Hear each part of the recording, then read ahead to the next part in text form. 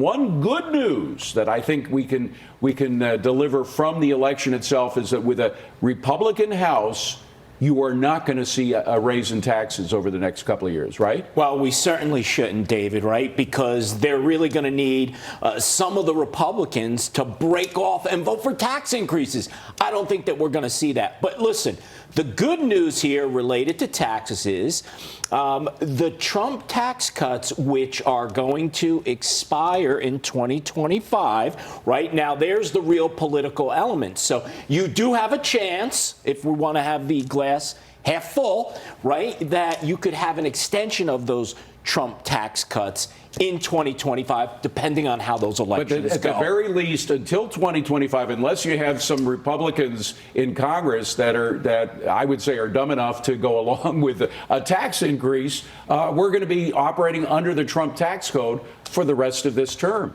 Yes, I think that's going to be the case. Okay. And yes, that is good news. Well, David. That's good news. But how does all of this affect the markets, Gary? Well, I'm worried. First off, I know the market's rallying, the Dow's rallying, but the Nasdaq's been dead, and that's the risk-on area, so I'm worried. Also, a lot of stocks have been rallying.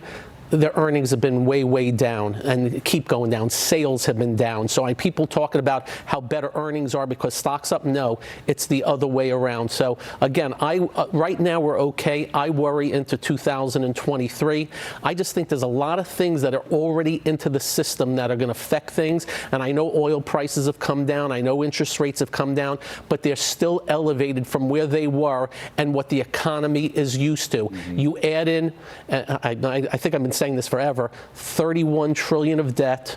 You add in more rules, regulations, fees, fines, mandate. We talk about, that Republicans are getting in, but there's two words called executive orders, which are, for whatever reason, over the last few years in D.C., they're much easier to get through. They're more emboldened to do, so you never know what's going to come out of there. Even if it's a $500 billion student loan bailout. Bingo. Which is it can even be, if that's, by the way, unconstitutional. And I don't think the Supreme Court is going to uphold that.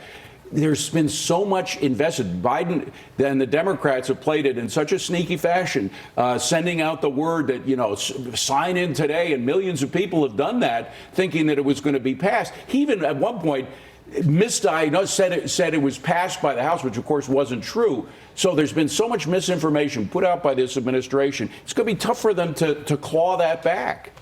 Well, they're certainly going to be in a position where they're going to have to explain why it didn't work. And of course, the president was circumventing Congress. Look, this was a bait and switch, right? Because he was saying, yeah, we're going to do this. He knew, or at least his advisors knew, David, that there was no way that was going to hold up because it was unconstitutional. Yeah. The president can't just spend money, call it an emergency, which it is not. There's far greater emergencies than student debt, and then think that that's going to carry through. Of course, it falls apart after the midterm. Gary, you mentioned the oil prices coming down a bit. They are, and that's good news in one sense for the consumer, but it's bad news because of why it's coming down. China is contracting. They've got this crazy zero COVID policy, which we know is the wrong way to deal with COVID. Quite the insane. It's just the opposite of what needs to be done. But the bottom line is it's going to slow their economy. The world economy is slowing. We know that the Europeans,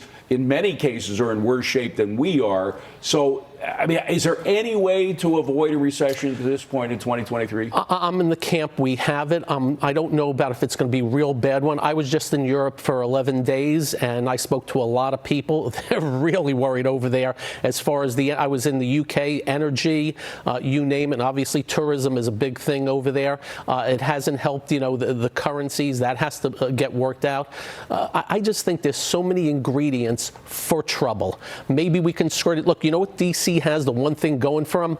Us. The 200 or so million people that wake up every morning to go to work to do better for their families and themselves.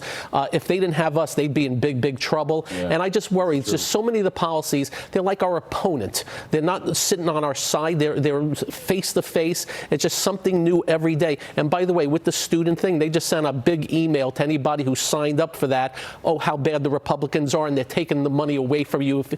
Let's do something about it. Dan Dan, one reason we've been able to skirt around recession, or at least not have it dig as deeply as it usually does, is because of this overhang of jobs that we've had that left over from the pandemic itself.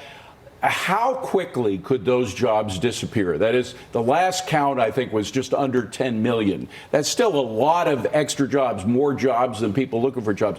Could that shrink very quickly if we enter into a recession? I'm not sure that those jobs are going to shrink, because when you look at, you have big tech, you have large companies, even FedEx, laying people off. At the same time, you have 10 million job openings. So it really depends on what type of jobs. There are a lot of jobs, for whatever reason, that people don't want to take. Why? Because they got all this free government money, David, and that's why they're sitting back saying they don't have to work. It's to be